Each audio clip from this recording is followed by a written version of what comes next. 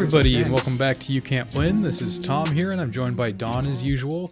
Today we have a very special guest, his first appearance on the show.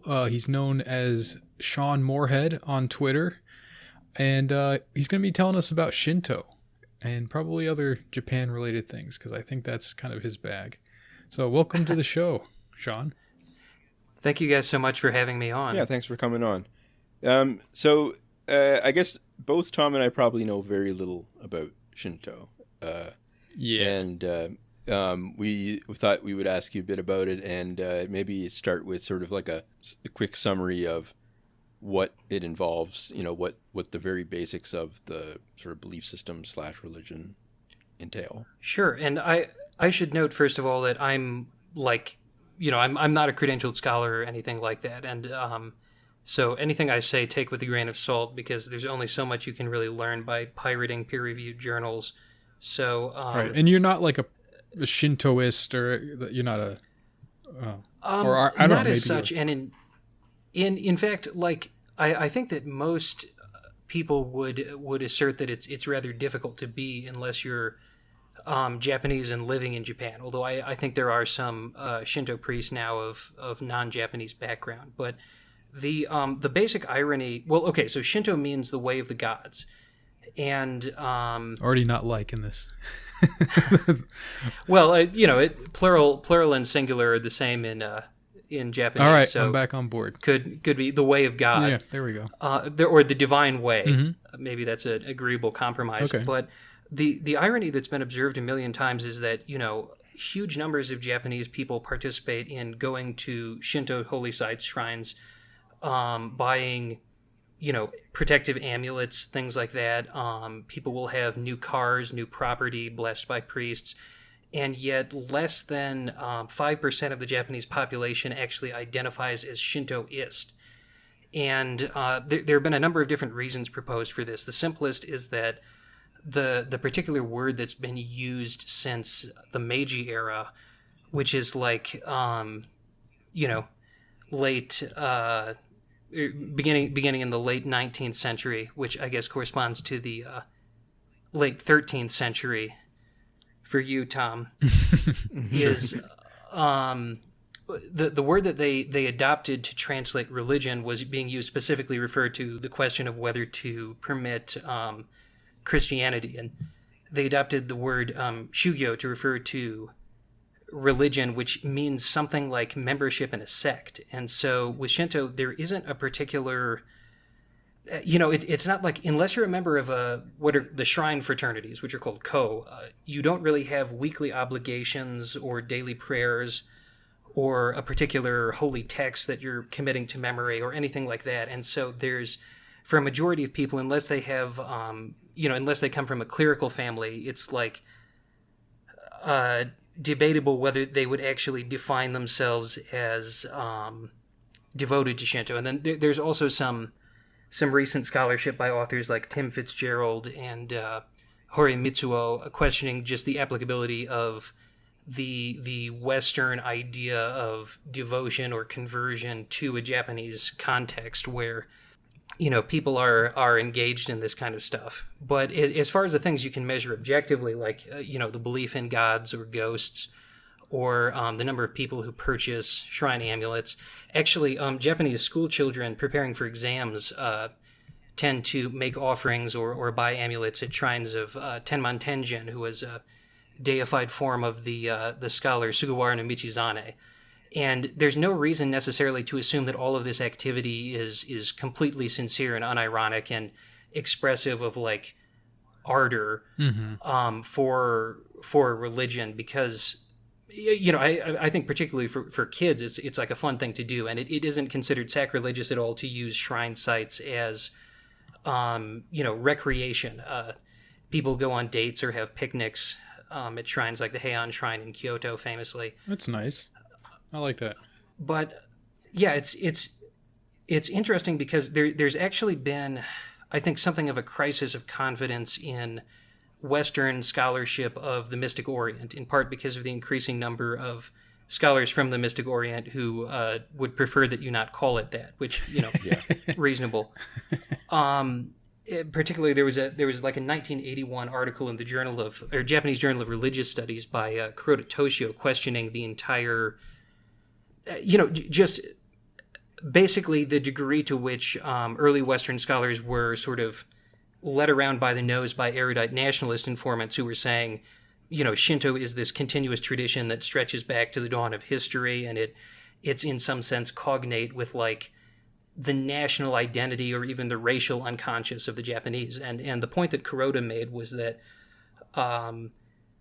really it was substantially enveloped within Buddhist institutions. There were the so-called Shinbutsu Shugyo, or the amalgamation of Buddhism and Shinto, and really assumed its most distinct form in the early modern period when they were trying somewhat self-consciously to create a state religion on a par with like the Church of England or something like that, because they were aspiring to be like a Western colonial power.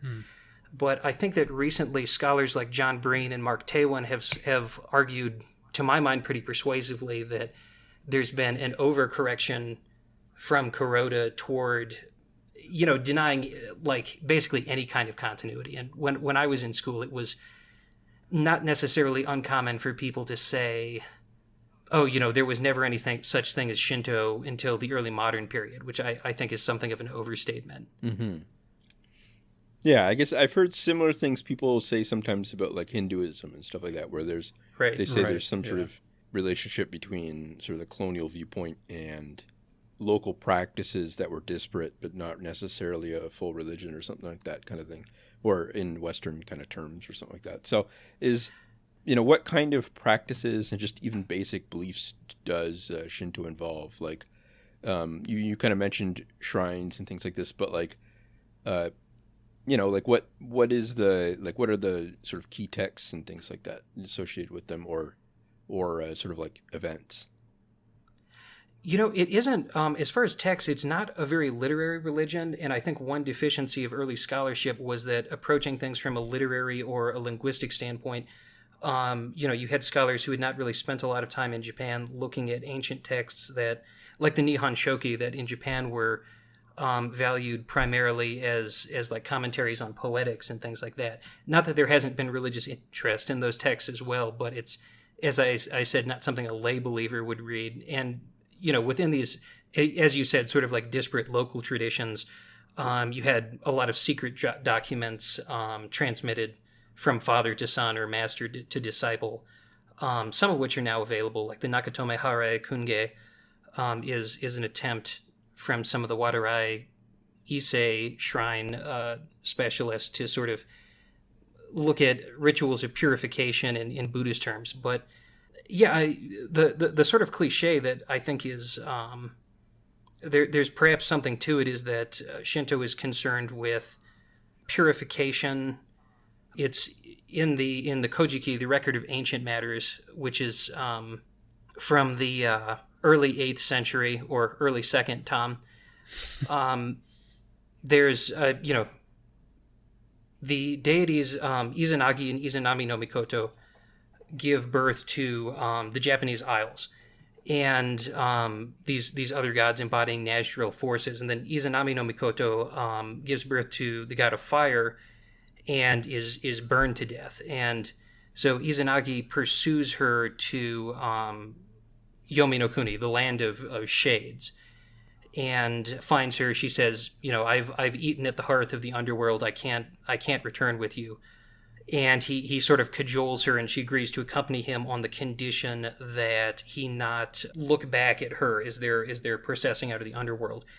And he becomes impatient and turns around and sees her covered in, maggots and putrefaction. And so she chases him out, and they have a confrontation. He blocks the entrance to the underworld with a boulder, and on one side she screams that every day she's going to kill 1,000 Japanese people, and he says that every day he'll build 1,500 parturition huts for new Japanese people to be born. And so he goes to the river and cleanses himself, and this is seen as sort of a prototype for all Shinto rituals. The use of pure water, and in fact from his cleansing of his face, from his right and his left eye and his nose, the other major Japanese deities are born, like Amaterasu no Omikami, the goddess of the sun, who's the sort of the ancestor or the tutelary goddess of the imperial house. But for ordinary people, I think that, if you've read the book Silence by Endo Shusaku or seen the Japanese film by Shinoda Masahiro or the American film by Scorsese Martin, there's always been this idea that Christianity didn't thrive in Japan because of the emphasis on genzei ryaku, or this worldly benefits. It's not necessarily considered undignified, as I said, to use shrines for recreation or to pray, for commercial success. In fact, a lot of office buildings have shrines to the originally kind of a harvest god, but now I think a de facto mercantile god as well, Inari Okami. If you've seen the photos of like the long lines of red gates, that's the primary Inari shrine in Fushimi. So the office buildings and things like that will have them on their roofs, and there are also a lot of shrines, like at the Meiji Shrine, for example, commemorating the late emperor. There's a two enormous, I think, camphor trees growing close together, and so people pray there not to end up as Christmas cake. And I think Royal Tyler said something in his translation of The Miracles of the Kasuga Deity, which is a Middle Ages text. He pointed out that the idea of like being focused on this worldly benefits doesn't fully capture everything about Japanese religion, because particularly through the sort of interface with esoteric Buddhism, there's this idea of what we might call, in a Western context, the other world or the overworld being like not only superimposed upon, but almost kind of identical with the ordinary world. At some point in the Miracles of the Kasuga Deity tells someone that the physical path up his mountain, Mount Mikasa, that you would go up to practice asceticism or whatever else, is the same as the figurative path to enlightenment within Buddhism. Mm-hmm. Yeah, that makes sense to me, I guess. I mean, the thing with that argument about Christianity not really latching on because of this, just look at Korea. They are right. not averse to the same sorts of things, and Christianity has gotten pretty big there. Right, and really had to be stamped out pretty methodically in Japan. Besides which, I guess I don't see the Shinto mode of worship as being that radically different from the sort of peasant Christianity, where people were effectively worshiping, saints as deities for, material blessings or prosperity or good weather or whatever else. Mm-hmm. In relation to weather, though, I guess I should mention that the reason I asked to do it this session this particular week is that Thanksgiving on Thursday, and then actually on Tuesday was one of the biggest Japanese festivals, which is I think now called Labor Thanksgiving Day or something like that. But it's been celebrated with some interruptions, probably for over 1,000 years. The Ni Name no Matsuri. And a few years ago, when the new emperor assumed the throne, that's like the first Ni Name of the imperial reign is a huge deal, and there was kind of a micro controversy related to the appropriation of public funds for religious purposes. But there's part of it involves the emperor on behalf of the sun goddess Amaterasu, the imperial ancestress, consuming produce that's been grown in different parts of Japan. And there are other details, particularly related to the Daijosai, the first Ni Name that he does when he ascends to the throne. There are details that are have been kept extremely secret. It's been speculated that he somehow enacts the actions of Takemi Musubi, who's one of the uncreated creators in Shinto cosmology. But I think that for ordinary people, it's not necessarily the case that they would have a particularly like discursive understanding of what Shinto means or how it interfaces with Buddhism, because these practices have just coexisted with, some degree of antagonism for so long. Like, I know that in many Japanese households, there's the butsudan, the altar where they enshrine the family dead. And the dead are actually referred to as hotoke, meaning Buddhas, and yet the way they're described as it clearly has very little to do with the Buddhist conception of life and death. You're continually making offerings of food and water to help their spirits progress toward what's called salvation, which sounds a little bit Buddhist, but effectively it's like I think you have to, after somebody dies, it differs depending on the region of the country, but you leave out these offerings for a deceased loved one it's often like 39 years after the death. And then after that, there's no longer an individual memorial tablet. They're incorporated into what's called the senzo-sama, or just the general category of ancestor. And I've never seen a lot of attempts to rationalize how that fits with the Buddhist view of reincarnation, at least not at the folk level. Mm-hmm. Yeah. Okay, so they have some practices about, I don't know if you call this funerary practices, but they have some kind of thing with the afterlife. They have stuff they do around that. What are some other major rituals or practices that characterize Shinto? Historically, during the sort of the earliest period in which there was an imperial bureaucracy modeled on the Chinese Confucian bureaucracy, it was called the Jingikan, or the Bureau of Divine Affairs. The rituals that were important at that point were carried out predominantly by the Nakatomi clan, and Naka meaning middle, so they're like the intermediaries between the gods and the man. There are prayers in which they're described as being like a man who grasps a spear not by the blade or by the butt, but by the middle. And so there was like the oharai, which was a cleansing of any source of pollution in the land. And it's interesting to see the different categories of sins, because what are described as the earthly sins are things that I think we would consider to be very serious sins, murder and rape and so forth.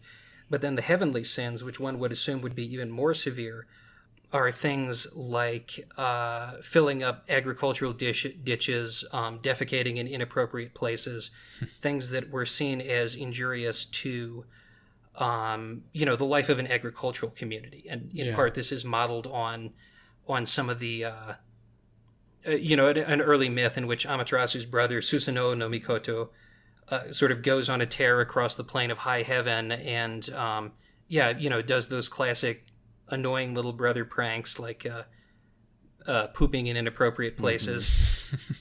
But there's the category of sin also extends to a lot, or tsumi, I guess I should say is the Japanese word, but it extends to a lot of things that are effectively involuntary, like, defecation, sex, menstruation.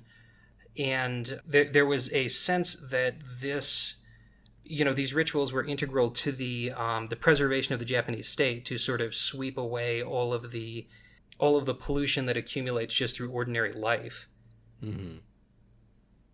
Okay, so and what about the beliefs? I understand that it's a little bit more difficult to say like, oh well, here's the official creed of Shinto, right, or whatever. But like, what if we're speaking about this as a single thing? Like, what are the kind of core definitional principles and beliefs? I would say it's maybe easier to speak of common sets of deities, or like constellations of deities, okay, although the regional forms differ a little bit, and then certain habits like when actually some of the oldest records we have of the Japanese from Chinese visitors tell us that the Japanese clap twice before praying, which continues to be the case. There are a couple of different ways you can do it, but I think the one you see a lot is bow, bow, clap, clap, pray, and then bow again. I think that Alan Grappert made the argument that it's not so much that there isn't a Shinto ideology at all, is that the ideology is realized through the appreciation of particular spaces, and the layout is seen as, like I said, sort of almost corresponding to something more heavenly. But particularly in the this is a little bit pedantic, but originally the oldest use that we have of the term Shinto, which was at that time pronounced Jindo, is from AD 720 or AH 101, when in the Nihon Shoki it refers to a particular emperor who revered the Buddhist way but denigrated Jindo, the way of the gods or the realm of the gods, by cutting down the trees at Ikukunitama Shrine. And I think the subtext for this is that they may have been used to construct Shitanoji Temple. Oh, I guess I should say earlier, I should have said earlier, is that there's like a huge variety of terms for Shinto and Buddhist sacred sites, but the convention is that Shinto sites are referred to as shrines in English, and Buddhist sites are referred to as temples. So it's clear in these early texts that the term Jindo is one that was adopted from Chinese Buddhism, referring to the realm of the gods as, kind of like an obstacle to, or, an obstacle to the proliferation of the Buddhist Dharma, or almost like an undesirable karmic destination. Because in Buddhist thinking, the emotional turmoil or passions and the fact that these gods can experience lust or anger or whatever else proves that they are in some sense subject to transience, because in Buddhist thought the sort of emotional turmoil and the irrationality of an ordinary person throughout the day is not only analogous to but effectively identical with the process of reincarnation. If you're capable of treating your friends kindly and your enemies poorly, it's as though you've been reincarnated in different situations. And so in that sense, being a deity was not necessarily considered a desirable thing. And particularly toward the Middle Ages, there was this belief that Japan was going to face some kind of apocalyptic threat, that the House of Yamato would come to an end with the 100th emperor. And around this time, you see an interesting convergence between sort of Shinto Buddhist stuff that was happening in the countryside and in the capital. And in the capital, the form that it took was asserting basically that the Shinto deities, the kami, were the protectors of the Buddhist Dharma, which is something of which Buddhism had been pretty accommodating in India and China and other settings. The idea that your gods are real, but they need Buddhist instruction as well to relinquish passion. And simultaneously, in the countryside, there's an interesting phenomenon where deities begin to report through oracles that they want to be delivered from the state of divinity, since it's in Buddhist thinking, still a form of suffering or transience.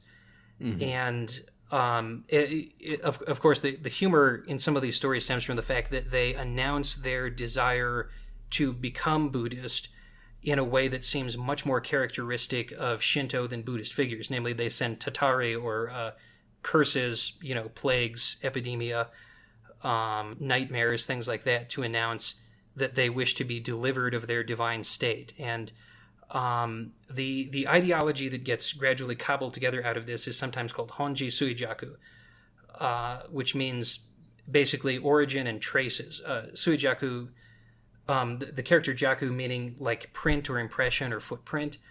The idea being that like other supernatural entities were like footprints left by these eternal Buddhas, and particularly the through Shingon esoteric Buddhism, there's this notion that the Buddha Dainichi, Mahavairakana in Sanskrit, is essentially like identical with the substance of the universe. He's all permeating, all sustaining, And so, the historical Buddha or any local god could be a trace, a footprint of this bigger thing. And, it gets pretty complicated as far as rationalizing, like, which deities are traces of Buddhas and which ones are unenlightened but protectors of the Buddhist Dharma. And, there's an interesting self-consciousness, I think, that comes with the peripheral status of Japan in the Chinese-dominated world. There's a phrase you see in Heian period literature, Mutsukashiki Hinomoto, or pitiful little Japan. And then there's another one, Zokusan Hendo, which means a remote kingdom scattered like grains of millet on the ocean. This sense of being sort of outside of these centers of philosophy and culture that were India and China. But gradually in the Middle Ages, there's a reconceptualization of the Japanese national identity as a Shinkoku, divine land, and based in part around the pun Dai Nihongaku, Hongoku, which can be understood to mean either the great country of Japan or the original country of the Buddha Dainichi. And an increasing identification of even the sacred sites of sort of Indian legend with particular places in Japan. Myoe Shonin is a Buddhist monk. There's a famous no play called the Kasuga Dragon God, because he was planning. He always described himself as feeling like an orphan in Japan because he was so devoted to the person of the historical Buddha. And was planning to undertake a trip to India, something that very few Japanese people had ever done. And the Kasuga deity, as the story goes, a Shinto god and also a protector of the Hosso lineage of Buddhism, inhabited a woman who was an acquaintance of his and said, look, you don't need to go to India because the Buddha preached the Four Noble Truths in the deer park at Varanasi, but now we have a deer park right here at Kasuga. In fact, to this day, you can go and see these tame deer. And so he says, all of these other sacred sites are incarnated here in the Holy Land of Japan. Yeah, that's interesting. Yeah, that's funny. Actually, it reminds me of I was reading about some Catholic saints the other day that they were saying that, like, I guess there was certain stories about like these in India, like two saints that were attributed to the Catholic Church, and what they had done is basically rewrote. I'm not sure what retconned Buddha, basically, and into two Catholic saints, and just took the stories basically and turned them into Christian stories of like two converts, and I thought that was very interesting. I don't know, like it's interesting how you have this interpenetration and stuff, and so is there some sense in Japan that like you had mentioned like the Jindo, like sort of this carryover from the Chinese tradition or something like that in sort of literary terms for the realm of the gods and all this, but like is there some sense that like Shinto itself or like these beliefs in certain spirits and stuff was somehow either like the interpretive framework or just like the beliefs themselves came from China, or is it just is it seen as like a indigenous religion all the way down basically? Well, I mean, the nationalists, of course, wanted to see it as purely indigenous, and as I said, sort of like embodying the racial unconscious of the Japanese people, the Yamato people, the Wajin.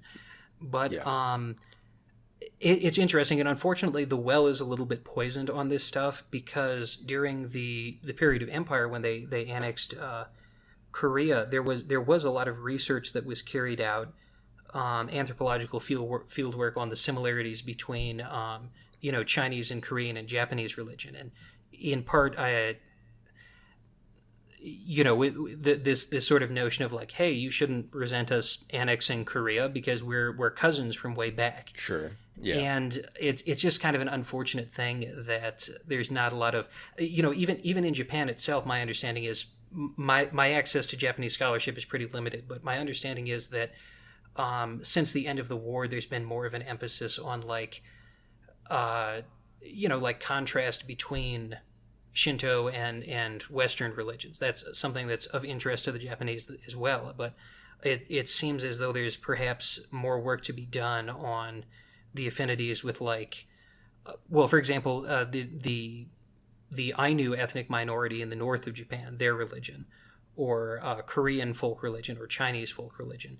And what's interesting though is that in the sort of tumult during the Bakumatsu period, when the Tokugawa shogunate was imploding, there were a number of new religious movements, which are called somewhat misleadingly sect Shinto, many of which were founded, or a number of which were founded by peasant women who suddenly had these sort of awakenings or manifested healing powers. And what's interesting is that there are certain conventional aspects to their vocabularies, like they suffered certain kinds of head pains, or there's one woman who was mistreated by her mother-in-law. The mother-in-law, it was like she would get a new wife for her son twice a year for the busiest times of the agricultural calendar, and so this woman was the sixth to marry this man in 3 years, and had sort of like a mental crisis, and then the awakening of this connection with the divine. And what's interesting about this is that there aren't like clear prototypes for this kind of thing, this like peasant healing woman in Japanese history, but there are pretty obvious analogs in Korea, in Okinawa, even as far as like Siberia.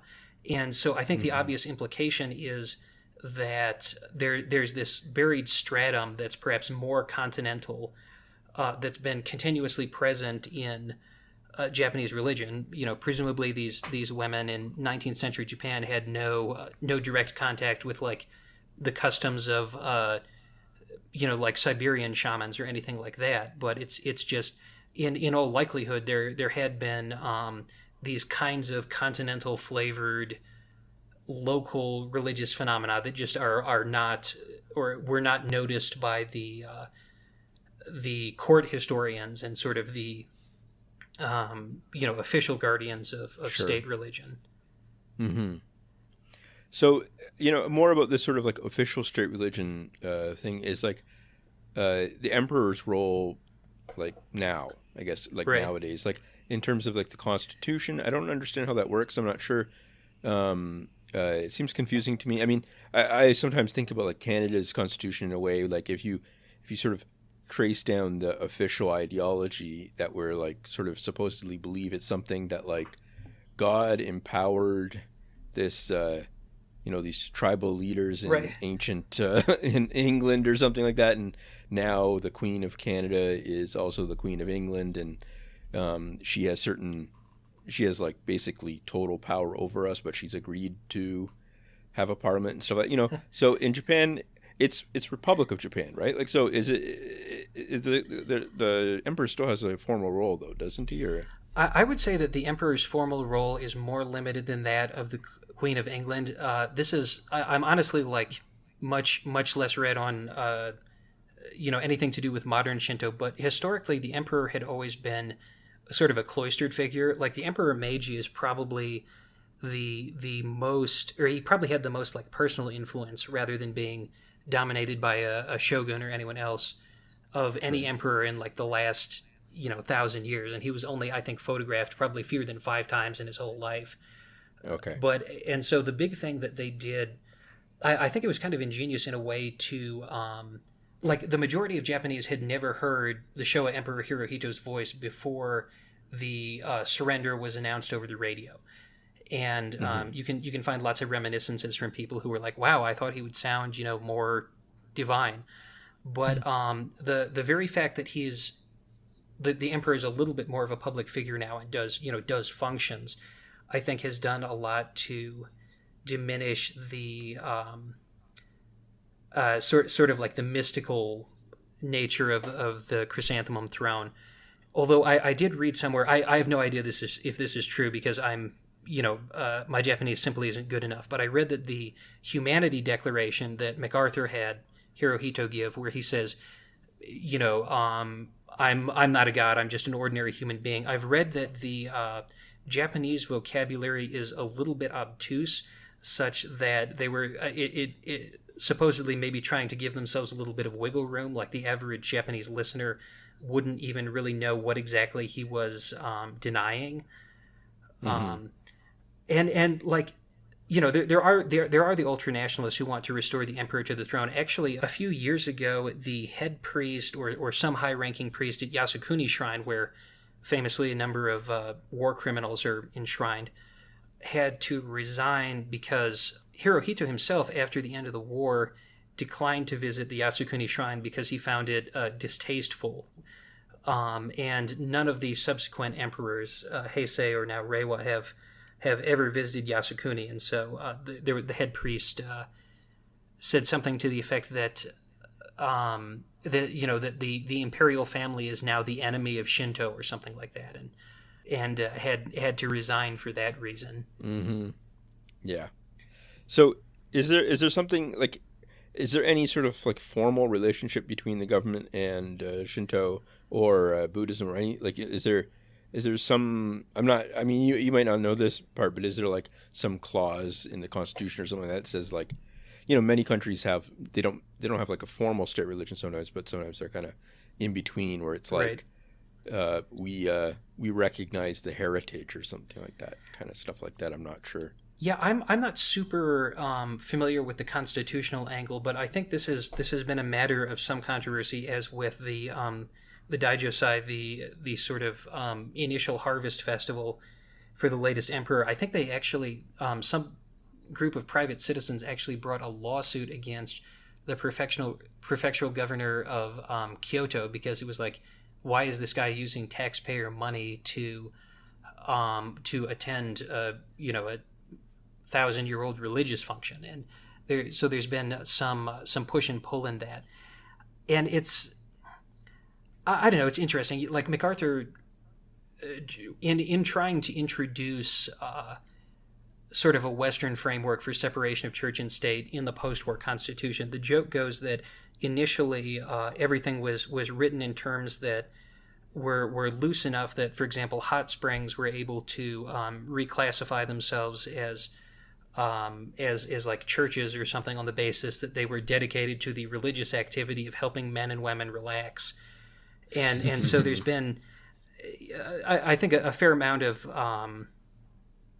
continued conflict. And to my mind, when people on the left, when market liberals talk about the idea of maintaining an absolute separation between the activities of government and the activities of the economy, we sort of say, oh, that's so naive. How could you ever expect that such a boundary would be impermeable?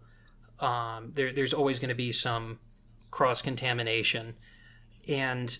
But when people speak of, the separation of church and state, we tend to take for granted that is a doable thing. And I wonder, because most Japanese and probably people around the world who have an interest in Japanese culture would, I tend to think, agree that there is some kind of intangible value in preserving, like, this ancient architecture and some of the ceremonies and rituals and things associated with it.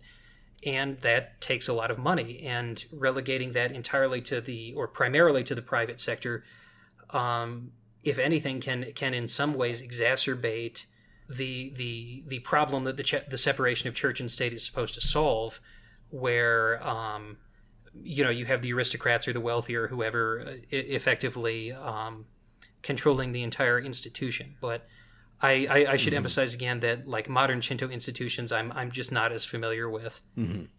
Yeah, that's all pretty interesting. Japan is so different, MacArthur really did write the Constitution, huh? I was thinking about that, like, as a joke, that, like, him writing in, like, yeah, and all that, whatever hoodoo these people believe, right, that's part of this too. But I guess he actually did write it. Well, I guess I don't think it was him personally, but I think he was interested in issues, and I've seen it argued that basically, the U.S. authorities didn't fully comprehend as you were sort of joking, like what they were getting into, or the degree of sort of interpenetration. But it does have to be said that the nationalist concept of Shinto as this pure thing that was only temporarily tainted by other Asian influences is clearly bunk. And that's and the interesting thing though is, to this day, a majority of Japanese of all ages, and particularly those who were born after the war years and the sort of attempt to turn Shinto into a state creed, a majority of Japanese still have not heard or are not familiar with the term Shinto. And I think my subjective impression is that some of this Chinese vocabulary, like the To in Shinto, way or realm of the divine, is the same as the Tao or Dao in Taoism. And, really interesting. So it has somewhat the same, like the indigenous Japanese reading of the same characters would be Kami no Michi, and so I think that as a Chinese word, it has somewhat the same feeling that like Latin loanwords do in English, where they feel like German words feel earthier and Latin can feel more technical. So it's I guess maybe the equivalent of coming up to an evangelical and being like, do you believe in dispensationalism? And right. So this might be a dumb question, but is the To the same as the word for party, like political party, or is that a different To? That's a different one, okay. As in like Jiminto. Yeah, that is a different, but I think that there's in part the idea of the idea of the Japanese as being concerned with the practical rather than the intellectual is in part sort of a self-conscious attempt to contrast themselves with the Chinese. Like, well, we may not have your sophisticated philosophy, but we always do the right thing. We're like pure and sincere and so forth. Actually, one of the Kokugaku or national learning authors argued that Confucius had to invent an intellectual morality because Chinese people don't have an interior conscience. But so it's there's a little bit of contrivance there, but I think it is striking that you see among a lot of scholars, just an emphasis on the ordinary process of worship, the doing. Yoshite Shinto is probably the first.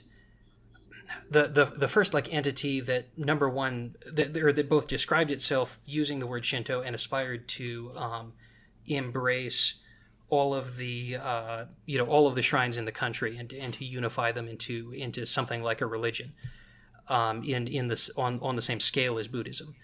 And it's interesting to look at their literature because you see ideas like, well, Shinto gods receive offerings of cold water and the Buddhas receive offerings of tea. Tea represents water that's been modified by boiling and pouring over leaves. And so that must represent the enlightenment or the wisdom that comes from applied effort and practice, whereas the cold water offered to the Shinto deities must represent, something that was originally pure. And and similarly, the just the idea inherited from esoteric Buddhism that if you say a prayer by a particular patriarch or a particular Buddha, it's as though that person is speaking through you. And I guess like Taoism never had an institutional presence as such in Japan in the way that Buddhism did, but the Japanese inherited from Taoist cosmology the idea that the Tao, it divides into yin and yang, and then in order to provide sort of like a dynamic space for interaction between yin and yang, heaven and earth, that's sort of the role that man plays. It's almost like a tall tree standing out in a field that can sort of provide a way for the electrical charge to pass down from heaven to earth. And so in Yoshite Shinto, there's this idea of like, man is defined by his ability to show reverence through ritual, through acts of charity, and so forth, and through doing. That's pretty interesting. There was a couple of things there that you said that reminded me of things in Islam, and it's not necessarily that like it's the same or something, but it just kind of like rung a bell for me. So choose the water and the tea and the differences there. That just reminded me of it was either a dream that the prophet had, or he ascended to heaven and then this occurred there. But he was offered by an angel. In one hand, the angel had a vessel of milk, and in the other hand, a vessel of wine, and the prophet chose milk. And that's commonly interpreted to be choosing purity, and so like this, and he's being given this religion in a sense, I think this is when he ascended to heaven, because that's also where he negotiated the number of prayers and all this sort of thing. So I believe that that's sort of like the religion is pure, milk is pure. There's that sense of like the water that you were describing. Yeah, shoujo or purity, and other values like sincerity, simplicity. I think those are ones that receive a lot of emphasis in Shinto and also in Islam. Yeah, for sure. But yeah, I don't know. This sounds interesting. I like the, we have this concept of an organized religion, and this seems to operate without a lot of those trappings and without a lot of the structures of that. And you've described how Buddhism and other traditions have kind of like interpenetrated with Shinto. That's always really interesting to see, I think. Particularly, I think that there's no such thing as a perfectly tolerant religion in practice, because obviously religion has to be carried out by imperfect humans. But Mahayana Buddhism, which is the variety that's practiced in Japan, is like, if you've ever met super serious white Buddhists who will be like, well, Buddhism isn't a religion, it's a way of life, and it's like open to rational questioning and stuff. They tend to hate Mahayana Buddhism because it's a little bit more. It's more religious, more evocative of like sort of colorful peasant festivities and things like that. But there's this notion of the ultimate unattainable truth being sort of non-dual, meaning there's like the absolute truth of the Buddhist Dharma, and then there's the provisional truth, which you could almost, if you were being cute, you could call dialectical, because it's like the truth as subject to competing social forces, or as appropriate for a particular place and time. And and this became a way of reconciling the obvious differences between Buddhism as it existed in places like Japan and China and Korea, and Buddhism in India. Is you just say, well, why did the old masters do things differently than the new masters? Well, if a duck is cold, it dives under the water. If a rooster is cold, it flies up a tree. So there is a little bit of latent condescension, I think, toward the indigenous deities as being inferior to the Buddhas, but also a certain degree of accommodation, because all of the sort of socially conditioned ways that people express the truth, it's ultimately the contradictions exist because of language or because of the limitations of human perception, so there's the apparent duality between Buddhism and Shinto is really illusory, is what the argument would go. Sure. Yeah. More social and political, perhaps. Right. Yeah, I remembered what I was trying to say earlier. When you were describing the conceptualization of man as kind of a conduit between heaven and earth, right, and being like a tree, in Islam, or actually in the Quran, man is referred to as a khalifa in the same way. Like, that's the same word for like caliphate. It's the same word. It's the same concept. It means like someone who is sent like as an envoy, or as like I think jurisprudent is a word I've heard before. Someone who kind of like is not the sovereign himself, but acts on his behalf, kind of like as a caretaker for the true ruler. Right. I don't know. I just saw some resonance there that is interesting to me. I guess that does remind me, speaking of that intermediary role, I should note that although we tend to think of polytheism in relation to like the very sort of lavish images of Roman or Greek deities, Shinto isn't completely aniconic, but historically there are different objects. They're now called Go Shintai, that are inside the shrines, that are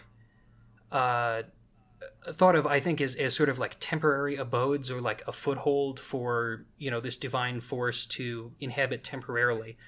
Actually, John K. Nelson's book, Year in the Life of a Shinto Shrine, based on field research he did in Sui Shrine in Nagasaki, he spoke to one of the priests who said, one of the Goshintai at the shrine, like when they transfer it to a temporary facility for festivals, he said it's about the shape and the size and the weight of a Christian sculpture, and he speculated that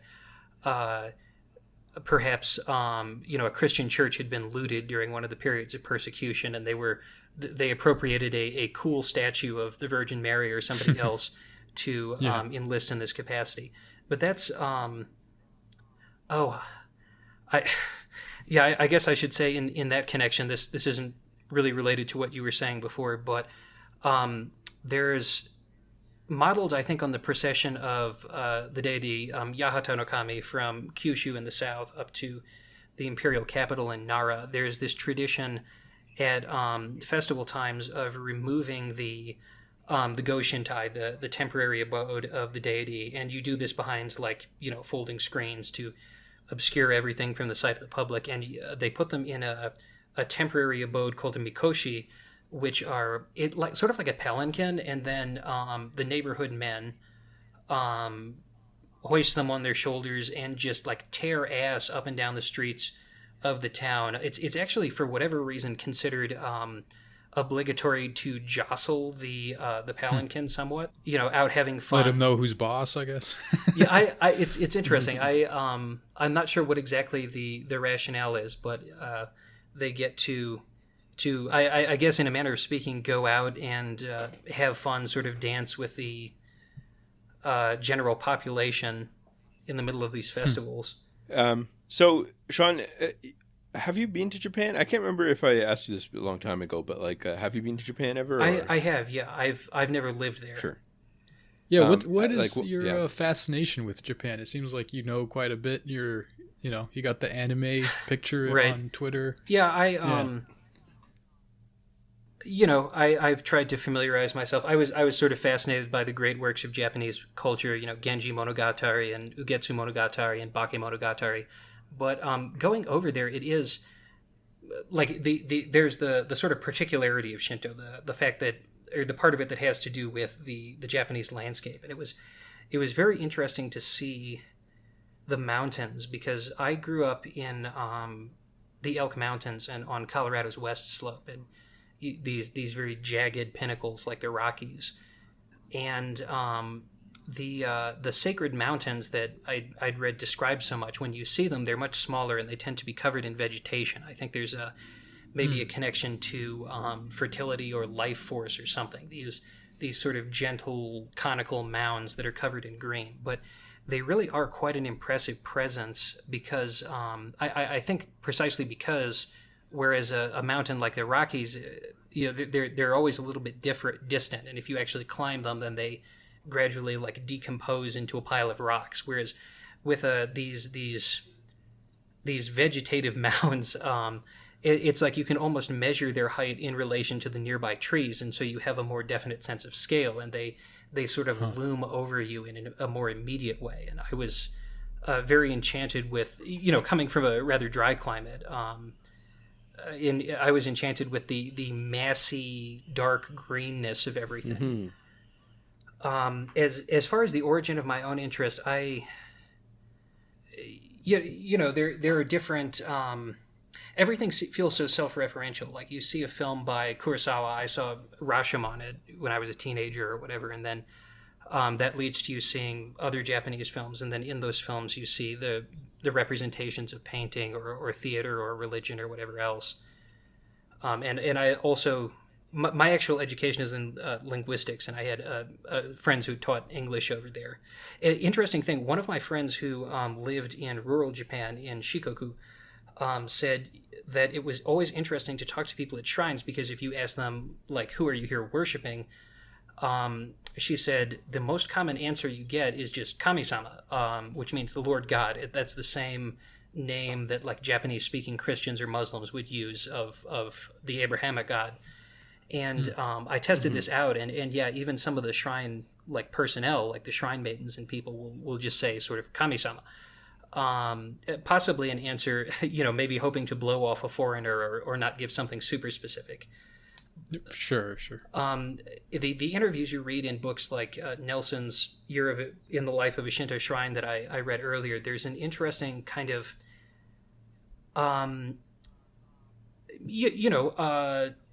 people will express sort of half belief, like I believe in God or the gods or something, but I don't necessarily know about the particular legends or practices at our shrine, but it's something to do, which is an attitude I admire. Mm-hmm. Yeah. Sure. Yeah, so how long were you in Japan for when you visited? I've been a few times. I think the longest I spent was like 3 or 4 weeks once. Oh, wow. And it's, yeah. There's so much just in kind of the Kansai, the heartland around like Kyoto and Nara. There's so much to do and so much to look at. That's where the Ise shrine is, the shrine of the sun goddess, which is actually reconstructed every 20 years. They have like adjacent sites within the shrine, and one of them is empty at any given time. And so every 20 years they tear it down and construct a new shrine at whichever site was unoccupied previously. Oh, crop rotation. Right, exactly. It's interesting because if you read the oldest text, it's clear that the tutelary god of the imperial house was originally probably Omononushi, who's associated with Mount Miwa in Nara. But at some point, some emperor or other said that he was getting a little bit antsy sitting in the capital, which I think at that point was Hase, with multiple powerful deities, and so he said, we have to relocate one of the major deities outside of the imperial palace. And from that, they used to rotate the capital when the emperor died as well. But from that capital, Ise Bay to the east was where the sun appeared to rise out of the bay, and so they relocated. And the story goes that they also that the grain goddess Toyuuke was also sent there as just sort of a friend to keep Amaterasu company in Ise. Yeah, I mean the closest I got is on the way back from Shanghai. I flew. They like flew close to Japan, I guess. Like we were over Japan and flew close to Tokyo Bay, I guess, and like I got to see like the lights of the city and stuff. But like I think that's about it. That's it. So I'm curious. What did you see like particular religious sites in Shanghai? I'm not very familiar with Chinese religion at all, apart from Taoism. Yeah, I saw one Buddhist temple in Shanghai, the Jing'an Temple. I saw a few different like gardens. I'm not sure really how the religion works for that, but I think they were like Buddhist gardens and things like that, like in Suzhou. And I did see some different like temples and stuff in Beijing, and I don't know a lot about Chinese Buddhism or anything like that, so it didn't really, and I was also like a very hardcore atheist at the time, so it was kind of lost on me, a lot of that stuff. But I don't know, it was interesting. And yeah, so I also went to I went to a temple. I can't remember what it's called now, but like Putuoshan, I think it's called, or something like that. It's off the coast of Zhejiang. I think it's called the province, and it is like a island of Buddhist temples. And it was really interesting because you see all the monks walking around and selling like stuff, and very, very ornate kind of temple stuff. And we stayed the night there, which was actually quite nice. And or maybe like we got to it by boat and stuff. But I don't know, it was interesting. This giant kind of complex of all these different temples and stuff. What, out of curiosity, what were they selling? So like they would make like cloth bags and stuff like that, and like little trinkets and stuff. And I think that was sort of like the temples were making some income and stuff off the tourists. And a lot of people I know that were there bought like cloth bags off them that had little Buddhist symbols on them and stuff. And and also like wraps, I guess, like wrap dresses or something like that, like clothing, and yeah, it's just stuff like that. I don't know. It was interesting. Yeah, that Yeah. So there's sort of, as I said before, that dimension to Shinto as well, selling scrolls or amulets or other things. Actually, the god Inari Okami,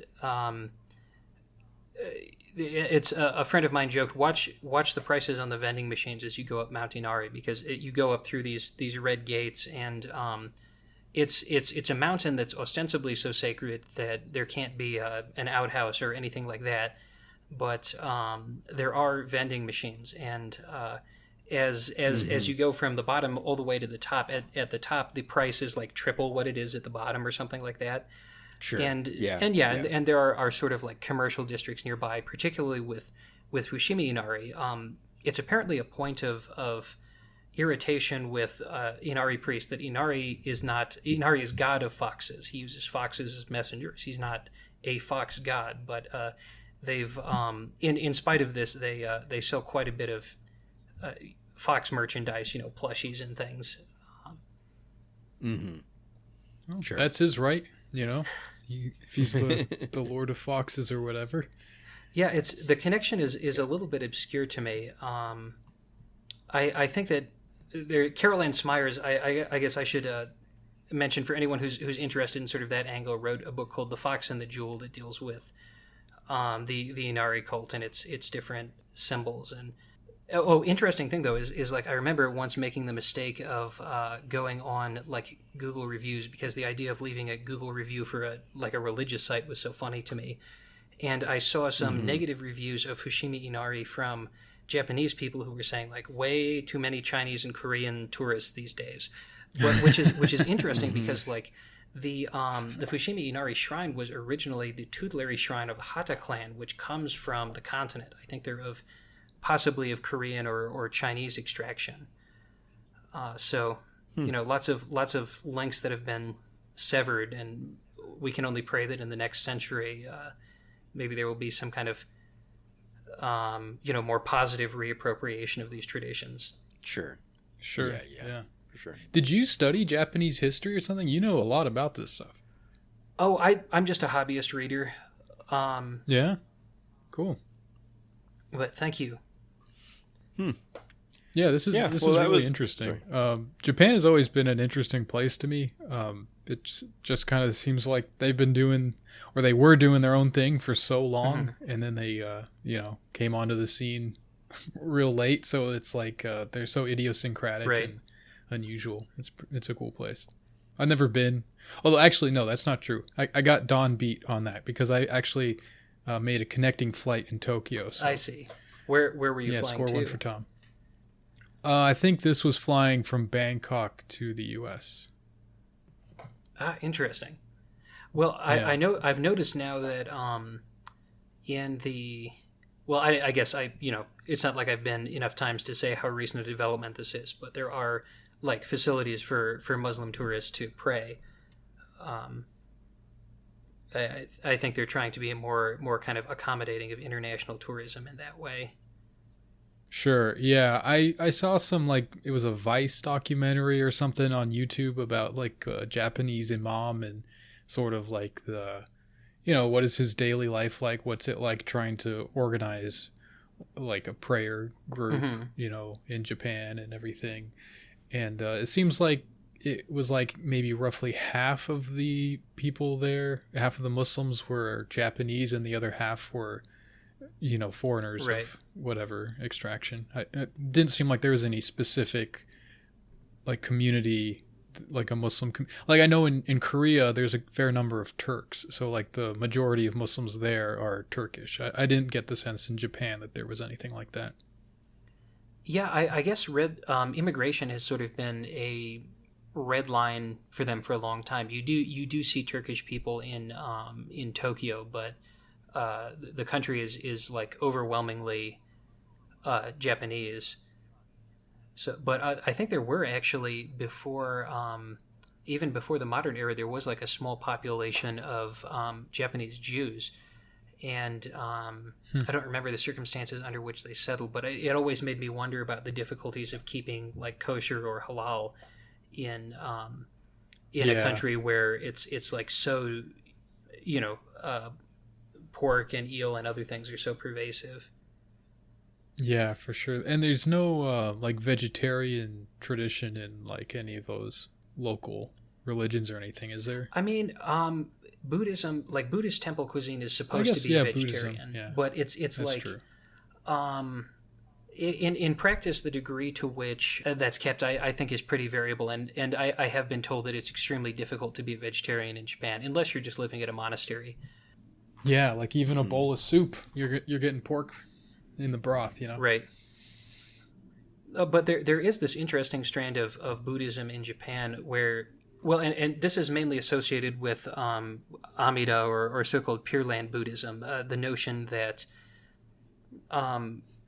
mankind's karma has declined to the point that it's no longer even possible for people to be devout enough to, or summon the concentration necessary to become enlightened or to engage in meditation, and so there's this, which exists also in Theravada Buddhism in India, but the idea that like the Buddha of the past has been gone for over 1,000 years now, and the Buddha of the future is millions of years off, and so what does one do in the meantime? And this, particularly in Japan, this notion of we're this pitiful little people. We don't really have the spiritual capacities for meditation, so we're just gonna trust in the Buddha of infinite light and to reincarnate us somewhere where it's just easier to be a good Buddhist.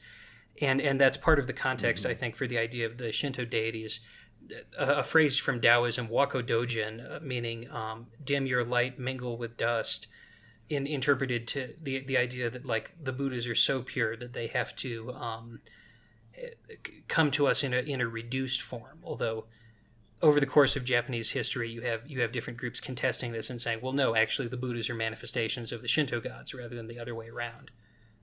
Mm-hmm. Sure. All right. Well, I guess that will wrap it up for that part of the podcast, and we'll jump into a few questions here to close it out. So let's see. This one is from Funko Fred. Are those of us on the hashtag #WhoCareGrind victims of the fluoride stare? So Sean, you know about Who Care, right? Big Dave's thing, his movement that's taken over the world. Yes, peace be upon him. Yeah, I don't know. I guess we're all victims of the fluoride stare.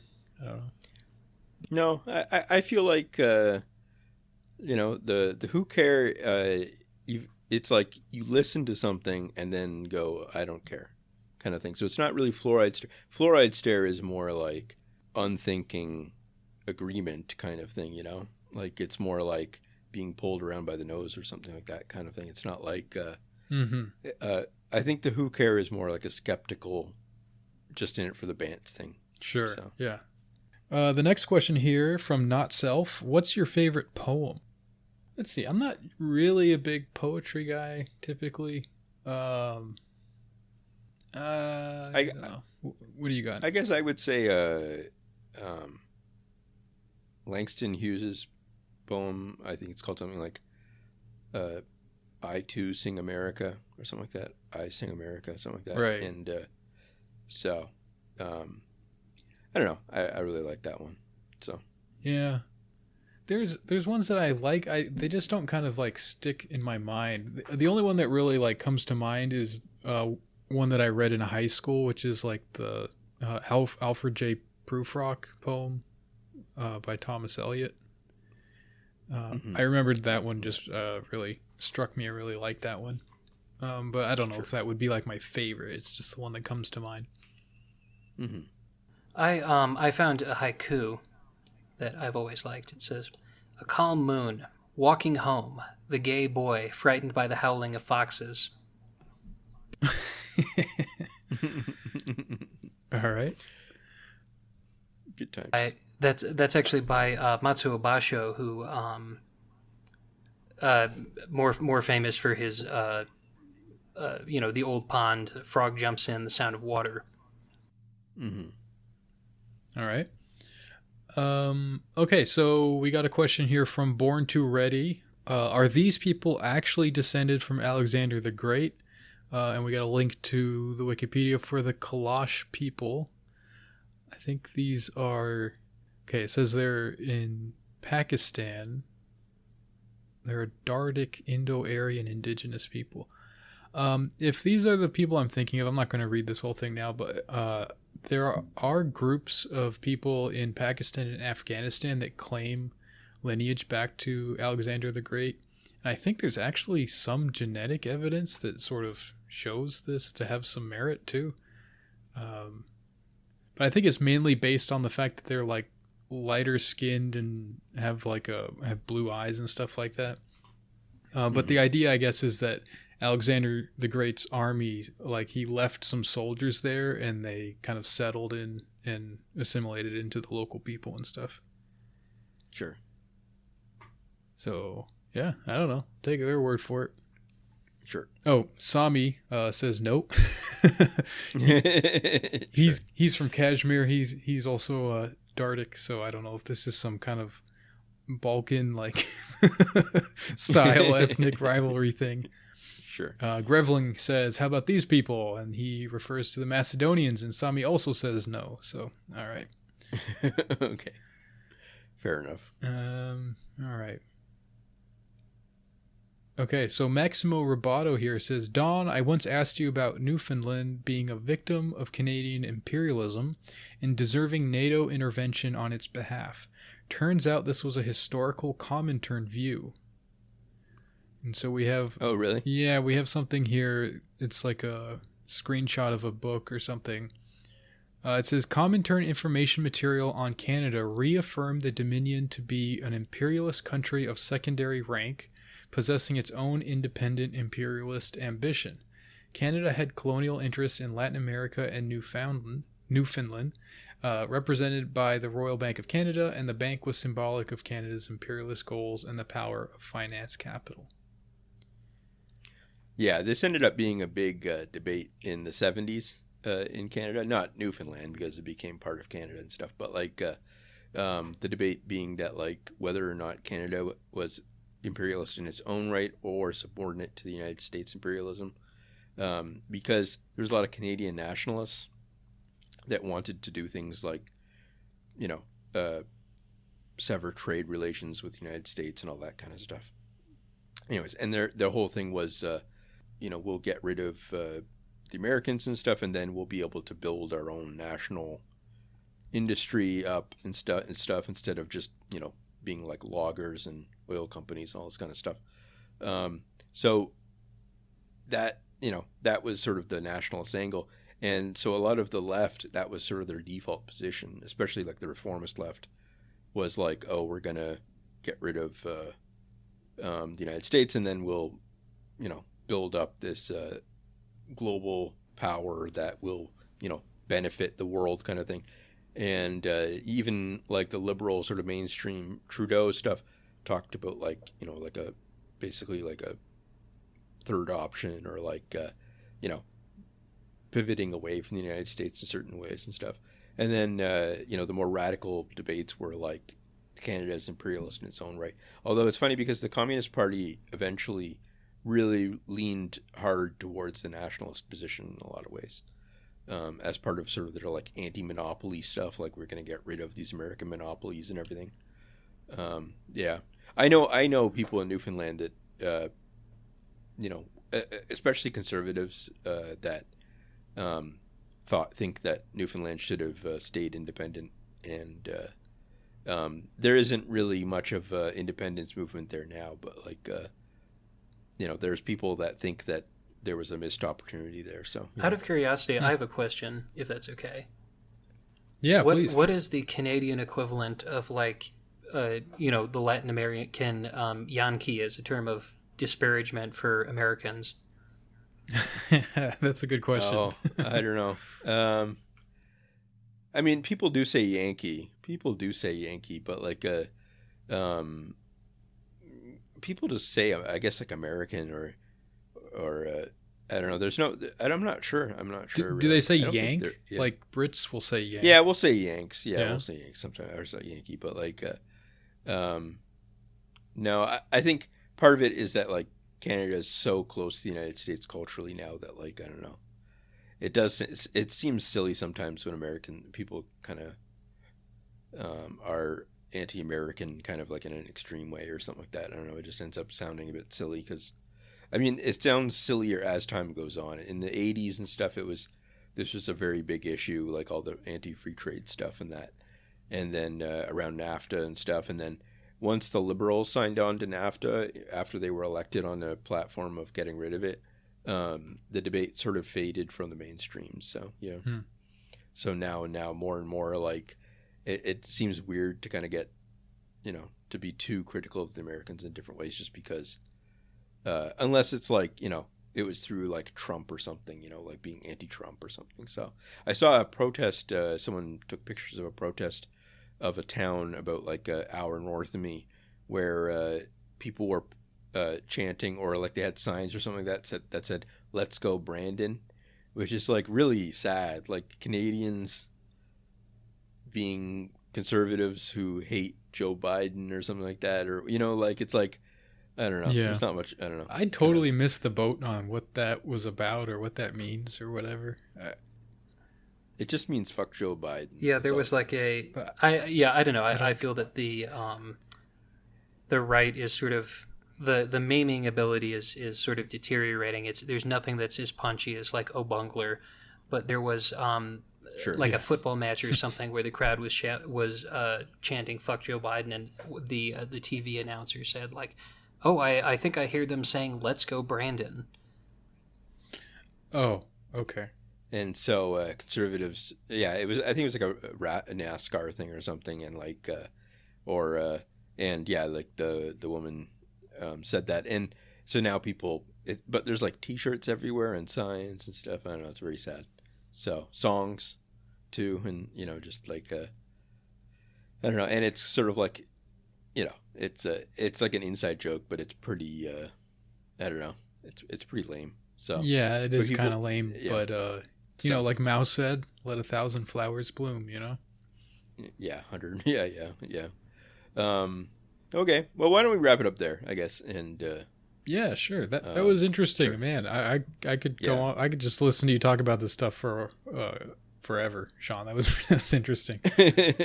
Yeah, I'm really glad we finally got you on, Sean, and that was fun. So I'm glad that you were able to... I really appreciate that. Yeah. Thank you guys both. Cool. Yeah. Cool. Yeah, guys. So if you enjoyed this episode and you'd like another, how do I do this anymore?